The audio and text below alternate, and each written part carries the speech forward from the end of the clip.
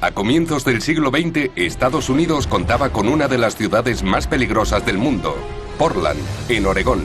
Hoy está entre los lugares más atractivos del país, pero oculta un mundo subterráneo más oscuro de lo imaginable. Desde sus trampillas para raptar a víctimas desprevenidas, Caían a una celda. hasta entradas secretas a una utopía de drogas. Así que esto era un fumadero de opio. O el último alijo de la reina del contrabando de la ciudad. Todavía hay muchas cosas. Viejas botellas de whisky. O incluso un club de lucha subterráneo e ilegal. Portland tiene más rincones oscuros que una mazmorra medieval y el peligro acecha en cada esquina. La atmósfera es bastante peligrosa. Hay que desalojar este agujero. Los pecados del pasado de Portland siguen presentes, pero están enterrados bajo su superficie. Iremos retirando las capas del tiempo en Ciudades bajo tierra.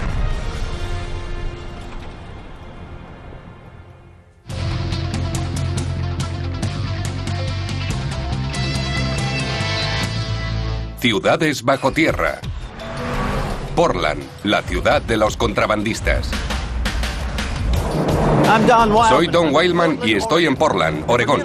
Durante casi un siglo, esta fue la ciudad del pecado de Estados Unidos. Hoy nadie lo diría, pero el sórdido pasado de Portland está enterrado bajo sus calles. Hace 100 años esto era una ciudad portuaria del salvaje oeste, donde uno podía ser secuestrado y vendido como esclavo, donde el juego, las drogas, la prostitución y el asesinato acechaban en cada esquina. Ahora Portland es una ciudad modelo, limpia, segura y progresista. Pero bajo sus modernas cafeterías y librerías, se oculta el sórdido pasado de la ciudad. El salvaje oeste tiene muchas historias que contar, pero pocas son tan impactantes como la del pequeño asentamiento llamado originalmente El Claro. Esta tierra de nadie no tardaría en convertirse en una próspera ciudad portuaria, pero el aspecto civilizado de las calles solo era una máscara de lo que sucedía bajo tierra. A finales del siglo XIX, Portland era conocido como uno de los puertos más peligrosos del mundo. Para los marineros que llegaban a la ciudad era fácil encontrar diversión, tabernas clandestinas, antros de drogas y burdeles que abrían en las narices de la policía. Pero para los duros marineros, el señuelo de la diversión podía resultar mortal. Podían dirigirse a un bar o a un burdel y caer de repente por una trampilla hasta un oscuro sótano para acabar siendo embarcados a la fuerza. La práctica de embarcar hombres a la fuerza era muy común en los puertos de la costa oeste. Se originó en Shanghái, la ciudad más grande de China, en la época de las guerras del opio. En el siglo XIX, el opio era ilegal. El emperador chino lo había prohibido un siglo antes, pero las potencias occidentales sedientas de beneficios hacían caso omiso. Los británicos exportaron enormes cantidades de droga a China. En 1839, cuando el furioso emperador chino confiscó más de 20.000 cajas de opio, Gran Bretaña atacó con un poderoso ejército y obligó a China a concederle el control de varios de sus puertos. Otras naciones occidentales, como Francia y Estados Unidos, no tardaron en conseguir el acceso a los codiciados puertos chinos. Shanghái, ahora controlado por Occidente, se convirtió en un antro de vicio y corrupción, y su fama se disparó. ¿Pero qué tuvo que ver Portland en esta guerra internacional de drogas? Con China abierta al comercio con Occidente, los capitanes de barco necesitaban cantidad de marineros para sus lucrativos viajes a Oriente, pero tenían muchos problemas para convencerlos de que navegaran hasta Shanghái. Los viajes solían durar años, los salarios eran muy bajos y las condiciones de la vida a bordo eran deplorables. Los armadores contrataban a matones para que drogaran o secuestraran a hombres fuertes y los embarcaran. Cuando los hombres despertaban, se encontraban en medio del Pacífico con dos opciones: trabajar como esclavos o ser arrojados por la borda.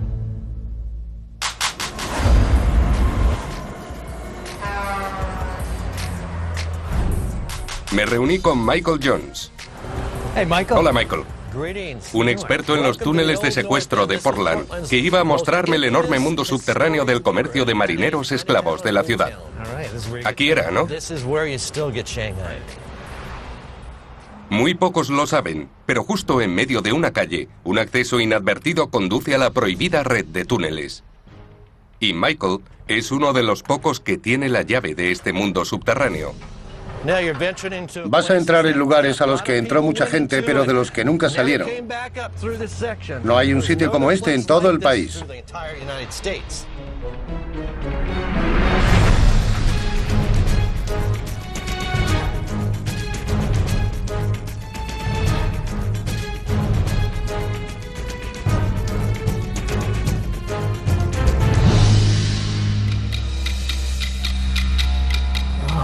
Vaya. Así que estamos debajo de un restaurante. Sí, este es su almacén. Pero cuando lleguemos a la zona de tierra, cuando pasemos del hormigón a la tierra, habremos entrado oficialmente en los túneles de secuestro. Estos túneles recorren 8 kilómetros bajo la ciudad. Así que estos son los túneles de los que hablamos. Así es, los genuinos. Y se encuentran justo debajo de los negocios y las casas modernas. Fueron construidos con arcos de ladrillos y vigas de madera, diseños simples y prácticos que impedirían que el mundo de la superficie supiera que el suelo que pisaban estaba siendo vaciado. Los túneles aparecieron en 1850, antes de que la ciudad fuera constituida formalmente. La versión oficial es que fueron construidos para el transporte de mercancías desde los barcos del puerto hasta los hoteles y bares repartidos por Portland. Pero la historia real es mucho más sórdida. En 1870, estos túneles se volvieron infames y durante casi 50 años toda una industria de tráfico de personas funcionaba bajo la superficie. ¿Fueron construidos con ese propósito? Sí, hay gente a la que le gusta decir que servían para transportar mercancías desde el puerto, pero en realidad servían para secuestrar a hombres. Justo encima hay un bar, antiguamente también. El Salón Lasso. La taberna Lasso fue uno de los sitios más populares de Portland. Ahora es el restaurante Hobos, pero hace más de 130 años en lugares como este era donde hombres confiados podían ser arrastrados al subsuelo.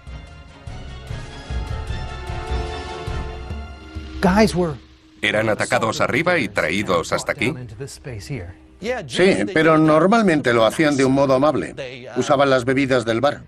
Les echaban somníferos y cuando quedaban inconscientes los tiraban por las trampillas del suelo.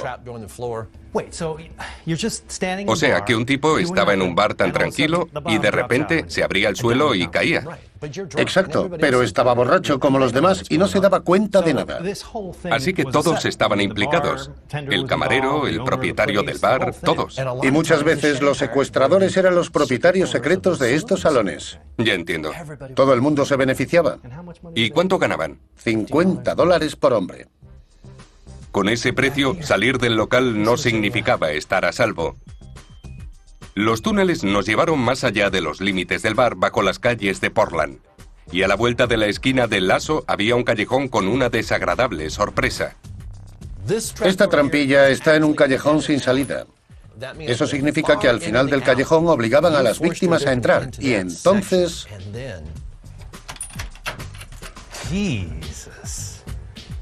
¿Caían hasta aquí?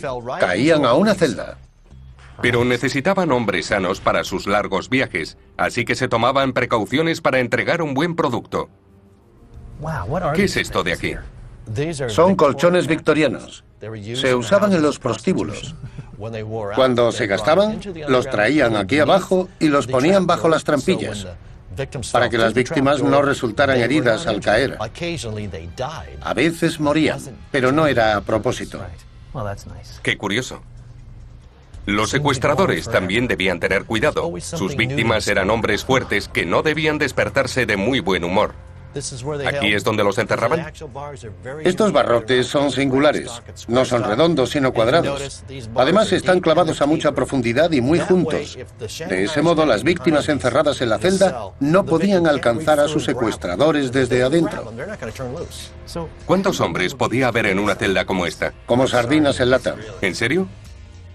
¿Y si alguno lograba escapar? Los secuestradores estaban bien preparados para una situación así. Mira todo esto. ¿Qué es? Cuando atrapaban a sus víctimas y las traían al sótano, les quitaban los zapatos. Entonces tiraban por el suelo cristales rotos para poder seguir el rastro de sangre si escapaban. Así que esto es de un tipo que vino a tomar una copa y acabó en un barco dando la vuelta al mundo. Exacto. Pero se dejó los zapatos. Otro espeluznante recordatorio del pasado de Portland abandonado bajo tierra.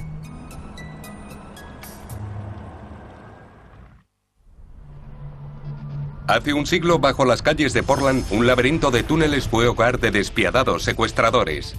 Tipos que drogaban a hombres y los metían en celdas construidas en el subsuelo de la ciudad. Poco después, los desafortunados leñadores y vaqueros se encontraban fregando las cubiertas de los barcos en alta mar. Los secuestradores eran brutales e impredecibles. A veces metían a tantos hombres como les era posible en esas diminutas celdas. Sus víctimas solían despertar sin saber lo que les había pasado o dónde estaban. Cuesta imaginarlo, y aún así mucha gente pasó por aquí. Yo acababa de ver el vasto complejo de túneles bajo la ciudad, pero había más. Este lugar es enorme, se extiende en todas direcciones. Sí, parece que no tiene fin. Y si una persona nunca ha estado aquí, sola en la oscuridad, no ha experimentado lo que hace falta. Da miedo. Sí, hay que bajar por aquí. Vale. Estos son más túneles de secuestro. Mira esto. Sigue por aquí, y por debajo de nosotros hay otras 2 plantas.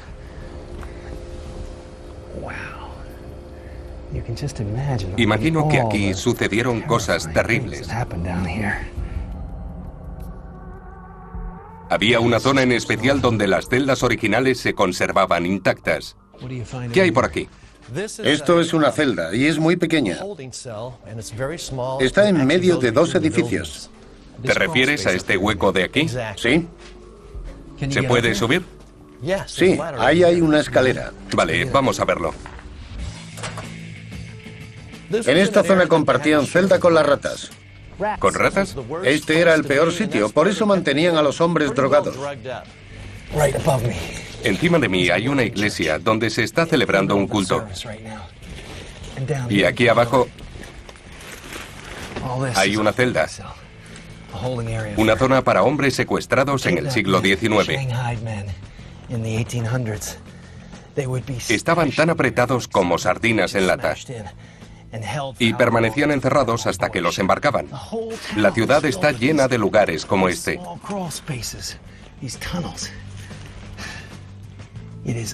Es horrible pensar en el destino de aquellos hombres. Probablemente eran arrastrados hasta el río a solo 3 manzanas y vendidos. Pero también había otros sitios y otra gente oculta en estos túneles. Empezamos en el sótano de un antiguo salón del oeste y acabamos bajo los callejones y calles de Portland. A unos 80 metros de las celdas de secuestro había una habitación secreta a 14 metros bajo la superficie, y lo que sucedía ahí abajo era incluso más rentable que el secuestro. ¿A dónde conduce esto? Nos dirigimos a otro edificio diferente. De hecho, cada vez que atravesamos un arco, pasamos a un edificio distinto. Ya veo. ¿Qué es este lugar? Acabamos de entrar en una celda para mujeres. La trata de blancas era un gran negocio en Portland. Trata de blancas era el término elegante para algo mucho peor, la esclavitud sexual. Y comenzó en estas claustrofóbicas celdas que miden poco más de 1 metro cuadrado. En el siglo XIX proliferaba la prostitución. En algunos sitios la edad núbil era de solo 13 años y a menudo chicas jóvenes se veían obligadas a venderse a diario. Estas mujeres eran raptadas de restaurantes, bailes o de la calle, llevadas bajo tierra y encerradas en lo que era poco más que un armario. Colocaban maderos en las esquinas exteriores para impedir que pudieran abrir a patadas y las mantenían en total oscuridad y aisladas, con la intención de doblegarlas. Para someter a las jóvenes, los secuestradores las degradaban y torturaban, pero no físicamente. Como los secuestradores de hombres, estos necesitaban que su mercancía estuviera en buenas condiciones. Su tortura era puramente psicológica. Las mujeres eran vendidas como prostitutas o embarcadas como esclavas sexuales a lugares como Chicago, Nueva York o incluso puertos extranjeros. Esto es muy triste. Estas mujeres eran arrastradas hasta las entrañas de Portland, pero no todo el que venía aquí abajo lo hacía contra su voluntad. A solo 18 metros de las celdas de esclavas sexuales, descubrimos otro uso para estos túneles. Así que esto era un fumadero de opio. Sí, un fumadero auténtico. La gente venía aquí, compraba opio, lo fumaba y se perdía en sus sueños. Los fumaderos de opio eran otra constante en los subterráneos de Portland y en muchas ciudades portuarias de la costa oeste. Todos eran como este, con numerosas literas. Los clientes se echaban en ellas y fumaban durante horas, sin abandonar esta pequeña habitación de 30 metros cuadrados. Como necesitaban un lugar relativamente seguro para fumar, alquilaban literas. Esto es una litera de opio.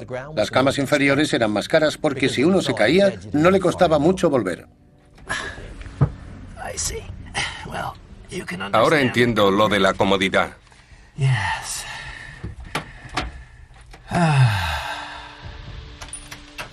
De hombres secuestrados a esclavas sexuales y fumaderos de opio, los horrores ocultos de estos túneles solo están a unos metros bajo las calles de Portland.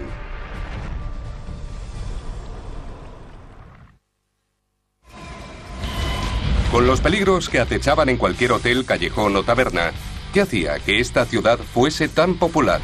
Este puerto tenía fama de guardar sus secretos.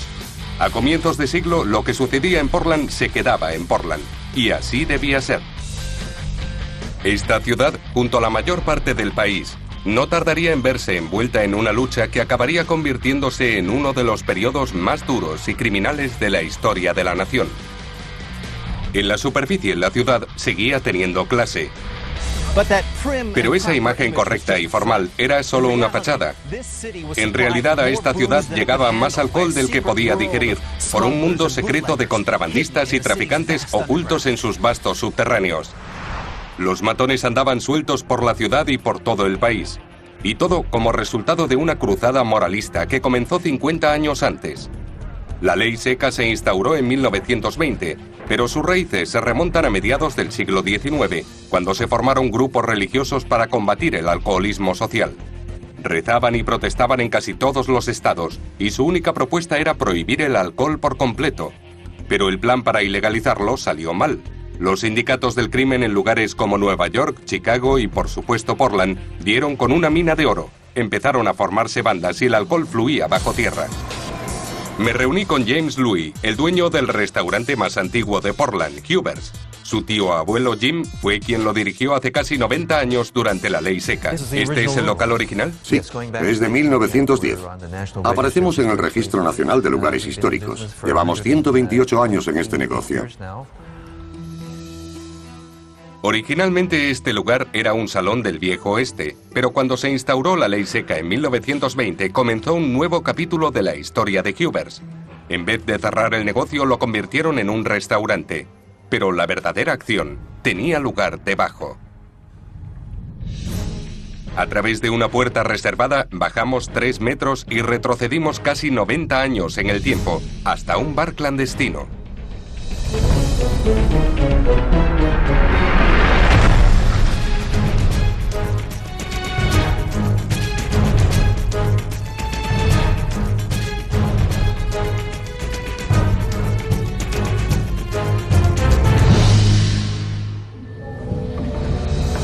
¿Aquí estaba el bar clandestino? Así es, Don. ¿Sabes qué aspecto tenía? Por lo que sé, las paredes estaban pintadas con motivos tropicales. ¿En serio? Sí, algo caribeño, porque no hay ventanas. Claro. Querían darle un aspecto atractivo. Exactamente. ¿Y era un bar perfectamente equipado? Totalmente. Ahora esta zona se utiliza como almacén del moderno restaurante de arriba. Pero hace casi 90 años, este diminuto corredor habría llevado a un mundo paralelo dedicado a mantener a los clientes más importantes de Jim plenamente satisfechos. Aunque acceder a este mundo clandestino no era fácil. En primer lugar, si uno conseguía encontrar la entrada, tenía que dar una contraseña o hacer una llamada secreta. Solo dando el código correcto, se podía acceder a este paraíso de música, mujeres y alcohol.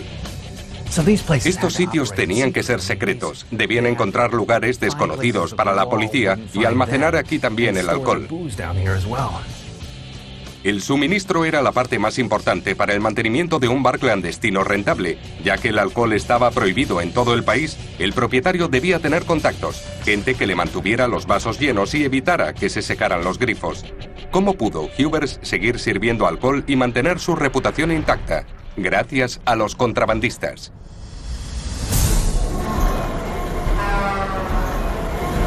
El contrabando era el negocio de moda durante los locos años 20 y convirtió en millonarios a mafiosos como Al Capone y Bugs Moran.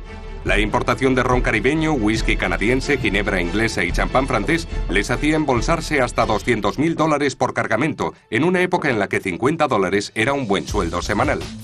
En Portland, la mayoría del alcohol llegaba en barcos grandes que se quedaban en aguas internacionales, y otros más pequeños o de contacto fondeaban junto a ellos para comprar las bebidas.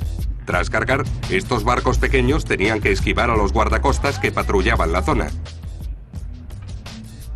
Pero con sus embarcaciones más rápidas, los contrabandistas no tenían problemas y se aseguraban de que su valiosa mercancía estuviese bien protegida. Los barcos tenían ametralladoras en sus cubiertas y en tierra los camiones eran vigilados por hombres armados con cuchillos, pistolas y metralletas. Pero en Portland no era un rey el que dirigía a los contrabandistas, sino una reina, y gobernaba todo el subsuelo de la ciudad. Actualmente, muy pocos saben que bajo esta empresa de artes gráficas se encuentra el santuario secreto de una de las contrabandistas más singulares de Estados Unidos. Pasa, vamos a ver esto. Dave Campa es el propietario de la imprenta que está en la superficie. En 2004 descubrió que hace casi 80 años hubo otro tipo de negocio funcionando debajo. A 3 metros de profundidad se encontraba el centro neurálgico de una de las operaciones más importantes de contrabando de Portland. Esta es la parte más nueva del edificio. Creemos que toda esta parte fue añadida a finales de la década de 1940. Originalmente era un mercado minorista italiano. Entonces este era un gran barrio italiano. Y tenía un puesto de carne. Todavía se puede ver el cartel original en la puerta trasera. Jack Spratt dice que hace falta buena carne para hacer buena comida. Lleva aquí tanto tiempo como nosotros. ¿En serio? Muy elegante. Así que esto era lo que había arriba. Sí. Sin embargo, debajo todo era distinto. Sí, te lo mostraré. Vale. Vamos a necesitar estas linternas. De acuerdo. Abajo está muy oscuro. Muy bien. Bienvenido a nuestra mazmorra. Ten cuidado, está muy oscuro. A 3 metros bajo las calles están los restos de un bastión del contrabando conocido como la mazmorra.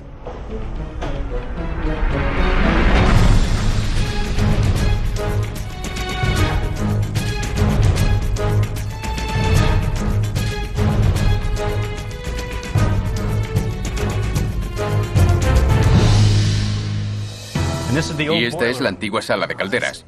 En su día, estos sótanos estaban llenos de montones de botellas de whisky apiladas hasta el techo. En los años 20, el edificio terminaba aquí. No existía la escalera por la que habíamos bajado. En cambio, una puerta trasera oculta conducía a un armario diminuto en el que había una trampilla con una escalera de mano que conducía a esta guarida subterránea. La sala de calderas era el lugar perfecto para almacenar el alcohol que saciaba la sed de la ciudad. Esto lleva aquí desde 1927, cuando lo construyeron. Es una reliquia. No solo estaba oculta bajo el bullicioso mercado de la superficie, sino que también era una solución rápida y efectiva para deshacerse del alcohol en caso de redada. En este incinerador cabía más de 25 botellas de whisky, y si las cosas iban mal con solo accionar un interruptor, todo rastro de alcohol habría desaparecido entre las llamas. Todavía hay muchas cosas aquí dentro. Viejas botellas de whisky. ¿Quién iba a imaginarlo? Quién sabe, aquí abajo también había otra.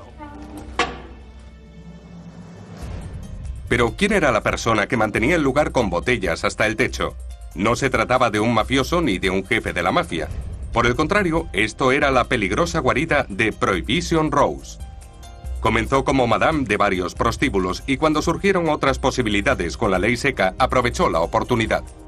Se ganó su apodo coordinando el transporte y la distribución de una gran cantidad de alcohol en Portland. Tenía su propia mini destilería. Sí, tuvo la primera de la zona. El whisky de Rose se hacía en un largo alambique continuo, un aparato diseñado especialmente para destilar whisky sin parar. La primera columna calienta el grano fermentado mediante vapor, produciendo un gas semialcohólico que pasa a una segunda columna. Dentro de esta, los vapores ricos en alcohol atraviesan unas placas perforadas. Cuando se enfrían, el agua fluye hacia el fondo, mientras que el alcohol es recogido arriba. El resultado, una concentración de alcohol casi el 50% más alta que en los alambiques normales. Sobre nosotros había un concurrido mercado italiano. Sí. Y aquí abajo, cajas y cajas de whisky. Tenía lijos por toda la ciudad.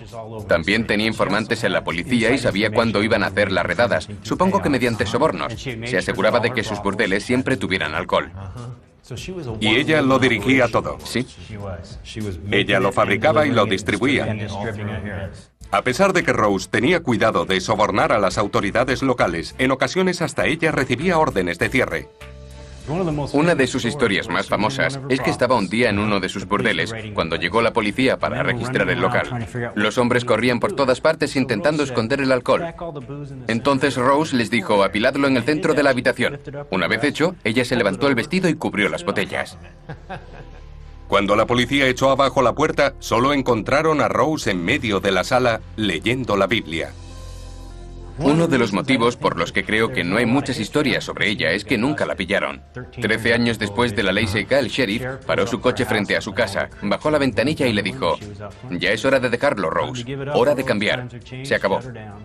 Vaya. Así fue. Cerraron todos sus locales de prostitución y vivió durante varios años en la colina. Una buena vida.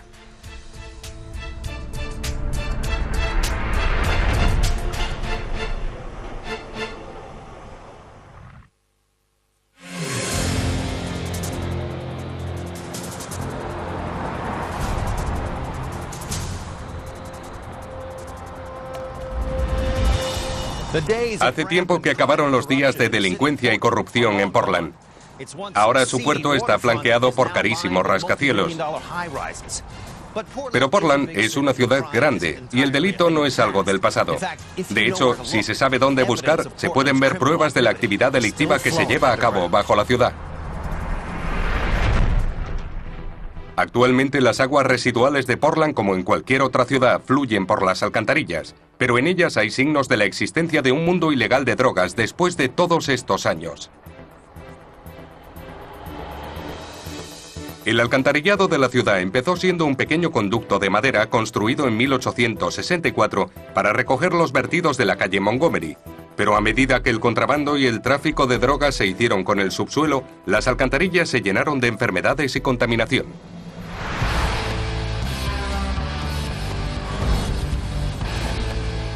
Hoy las cosas no son muy diferentes. Quedé con Chris Schindler, funcionario público de Portland.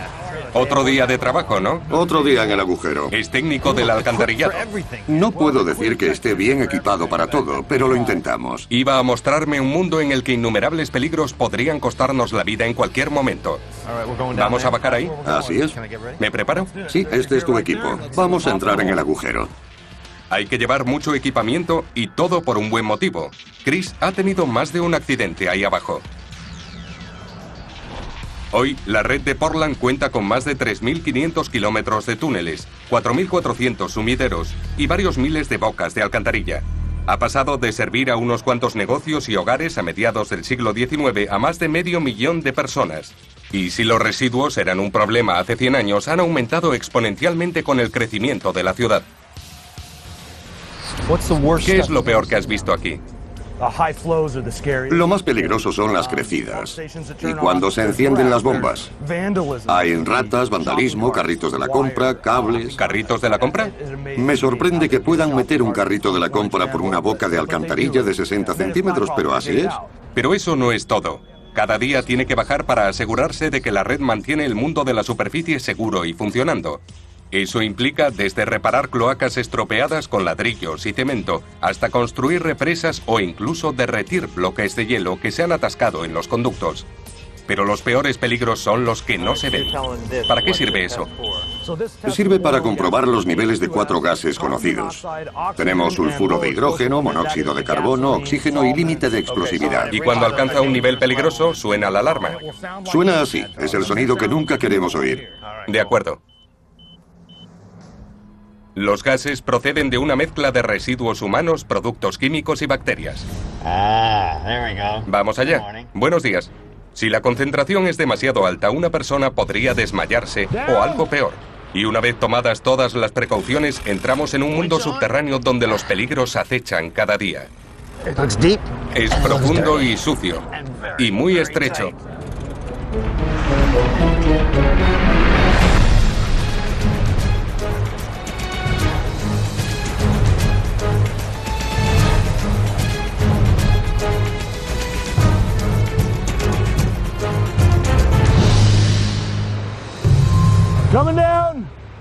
Descendimos unos 9 metros bajo las calles de Portland hasta una red de 3.540 kilómetros de residuos y desechos. ¿Estamos listos para bajar? Lo estamos. Adelante. Según Chris, una de las fuerzas más letales y destructivas de las alcantarillas es el narcotráfico, principalmente de una droga llamada metanfetamina. Cuando dices que es peligrosa, ¿a qué te refieres? ¿Cuando la policía hace redadas, tiran la droga por el retrete? Normalmente cuando están siendo registrados echan a correr y no se preocupan de tirar la droga. Son los laboratorios los que me preocupan, tiran todos los desperdicios por el retrete. Los laboratorios de metanfetamina son un grave problema. Oregón lucha contra su tráfico más que cualquier otro estado. La droga es fácil de producir y se puede hacer en casi todo tipo de inmueble. Pero aunque sencillo, el proceso es extremadamente peligroso y tóxico. Los gases son tan peligrosos que uno puede morir al inhalarlos. Y aún peor, cuando se extrae el producto, los disolventes necesarios pueden estallar fácilmente. Los incendios y explosiones son un efecto secundario frecuente. Chris no solo tiene que preocuparse por los gases venenosos y los contaminantes de los laboratorios caseros, sino también por las agujas, los tubos de ensayo y los cables que tiran por los retretes. Un solo corte o una herida expuesta a las bacterias podría ser mortal. Y pudimos comprobar el peligro que acecha bajo las calles. ¿Ves cómo el agua se filtra por aquí? Sí. Es agua limpia. No está contaminada y no debe preocuparnos. Pero sí el mortero. ¿Por qué pita? Porque está alcanzando el límite de explosividad, por lo que debe estar filtrándose algún tipo de producto químico. Y no podemos olerlo. Yo no puedo olerlo. Pero el canario está cantando. Chris decidió no arriesgarse. La atmósfera es bastante peligrosa, incluso con las máscaras puestas. No deberíamos estar aquí. Tenemos que irnos. Hay que desalojar este agujero. Inmediatamente salimos a la superficie y una vez allí tuvimos que lavarnos como medida extra de precaución.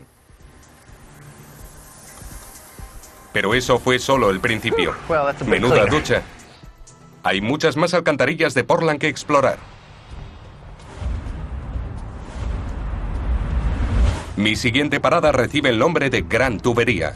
El proyecto limpiará el río y la ciudad y ayudará a prevenir daños medioambientales en futuras inundaciones. Quedé con Greg Colsani, que iba a mostrarme la enorme obra gracias a un permiso especial.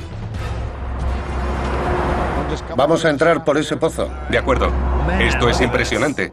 Greg es el jefe de obra de Environmental Services. La gran tubería es su proyecto principal y es monstruosa. El proyecto durará 20 años y costará a la ciudad casi 700 millones de euros. El gigantesco túnel medirá 10 kilómetros y estará a más de 30 metros de profundidad.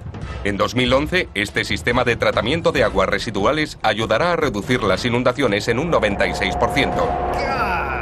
Sujétate el casco para que no se te caiga. El agujero es enorme. ¿Por qué es tan grande? Tenemos que apoyar las operaciones de perforación. Puedes ver la máquina tuneladora abajo, en el pozo. Es enorme. Habrá 7 de estos pozos gigantes por todo Portland, pero solo temporalmente. Su finalidad es permitir el acceso a los trabajos de perforación de la tubería subterránea de 10 kilómetros de longitud. Pero para comprender esta maravilla de la ingeniería tuve que bajar más, mucho más. ¿Nos va a subir la grúa? Sí, la grúa nos recogerá y nos bajará por el pozo. Solo excavar el pozo ha costado casi un año, pero ahora viene la parte dura.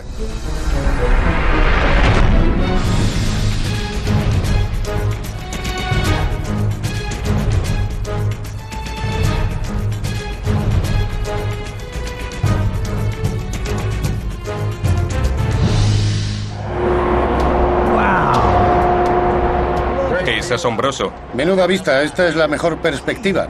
Dios mío, esto es enorme. El proyecto es gigantesco, incluso las grandes escalas. Es una gran obra.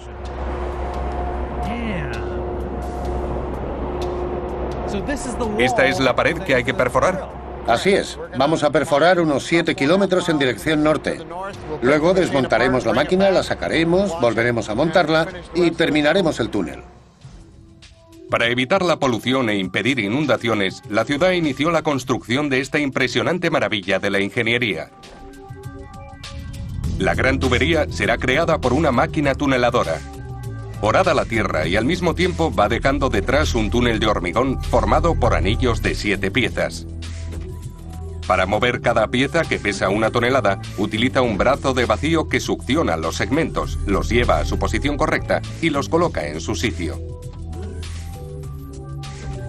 Cuando las 7 piezas quedan fijadas, está terminado un anillo de la tubería. 10 kilómetros y 4 años después, estará acabada y lista para salvar a la ciudad de futuras catástrofes. Hace casi un siglo, Portland ignoraba el tráfico de drogas, alcohol y personas que tenía lugar en el subsuelo. Pero hoy, donde antes reinaba el vicio y la corrupción, el mundo subterráneo de Portland está ayudando a la ciudad a avanzar hacia el futuro, corrigiendo los errores del pasado.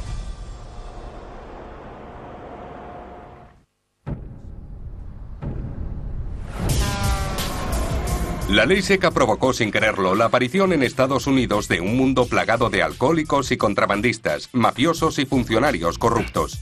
En vez de frenar la bebida, creó una sórdida subcultura oculta tras la fachada de tiendas de refrescos, restaurantes y hoteles.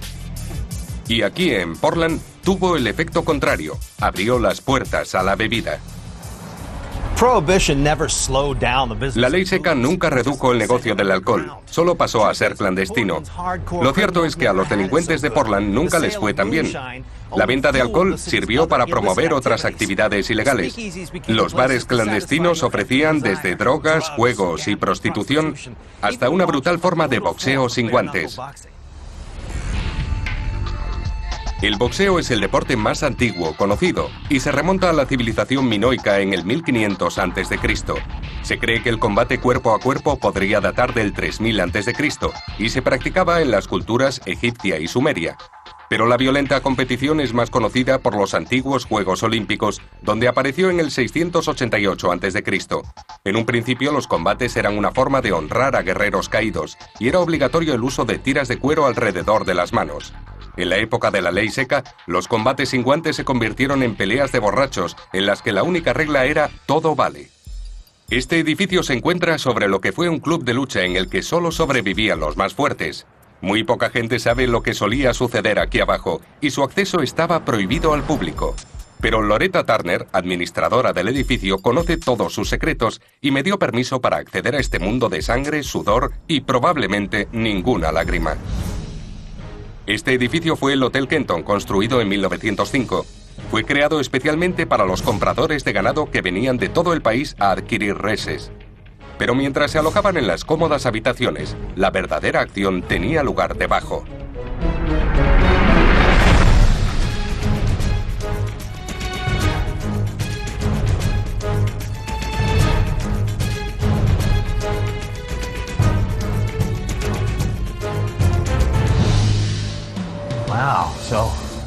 Este sótano es enorme.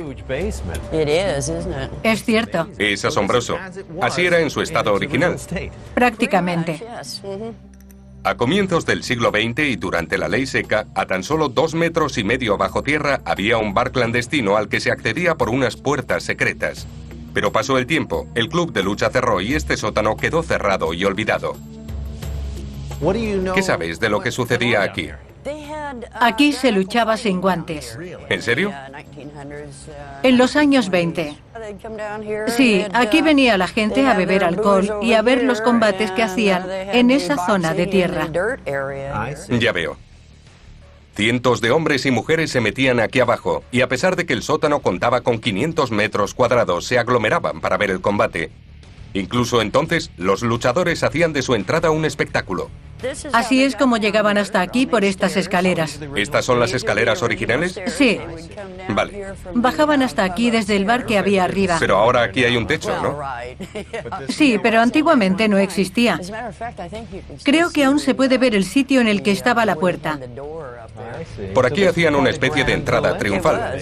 Así es. Habría mucho griterío y aplausos, y bajarían las escaleras como grandes estrellas. A pesar de que estos combates atraían a una multitud, se celebraban en secreto y eran ilegales, y por un buen motivo. Las peleas solían ser sangrientas y despiadadas, y podían durar hasta 100 asaltos, o hasta que uno de los dos luchadores quedara inconsciente. Pero este deporte salvaje no solo servía de entretenimiento a la gente, también era un buen negocio. Los compradores de ganado eran muy importantes para la economía de Portland y querían mantener estos espectáculos al margen de la ley y ofrecérselo a estos hombres que eran importantes. Y con sus habitaciones justo encima, era fácil bajar a ver una pelea o tomar una copa. Pero hubo un hombre al que vinieron a ver todos los compradores de ganado y los ciudadanos de Portland. El misterioso Billy Smith era el mejor boxeador. Era un tipo mezquino. Y una vez luchó hasta que no pudo levantar los brazos. Pero su contrincante seguía en pie, así que, según cuentan, le arrancó la oreja de un bocado. Quizá fue ese combate el que le valió el título del luchador más sucio de todos los tiempos. La fama de este luchador creció en la década de 1890 cuando se convirtió en campeón de peso mediano. Lo impulsaba la ira y consiguió llegar a lo más alto con tácticas brutales como dar codazos, clavar los pulgares o sacar los ojos a sus oponentes. Cuando llegó a Portland a comienzos del siglo XX ya era famoso. Encajó perfectamente en una ciudad llena de túneles de secuestro y fumaderos de opio que estaba al borde de la ley seca y el auge del contrabando. Pero los combates no lo eran todo. Sorprendentemente, todo este barrio pudo haber estado conectado mediante túneles. Había otros bares clandestinos en esta zona, y los vecinos creen que este pasadizo tapiado que acababa en este club de lucha podía llevar a otros antros subterráneos. Esta es la entrada a los túneles que iban al otro lado de la calle. Entonces eran para llegar a esta sala. Sí, por supuesto. Los clientes bajaban por aquí y así evitaban problemas con la ley. Había todo un mundo secreto aquí abajo. Así es. Genial. Hace menos de 100 años en Portland se secuestraba a hombres y mujeres. Los fumaderos de opio enganchaban a los pobres, las alcantarillas contaminaban los ríos y los contrabandistas negociaban con alcohol. Pero hoy Portland trabaja duro para limpiar la imagen de su pasado. En un siglo, Portland ha pasado de ser la capital del vicio a la ciudad soñada. Los túneles de secuestro, los burdeles y los bares clandestinos de su pasado están hundidos bajo la moderna metrópolis, que es un ejemplo para el resto del país. Pero mientras la gente de Portland se adentra en el siglo XXI, no debería olvidar que su oscuro pasado sigue ahí, enterrado bajo sus pies.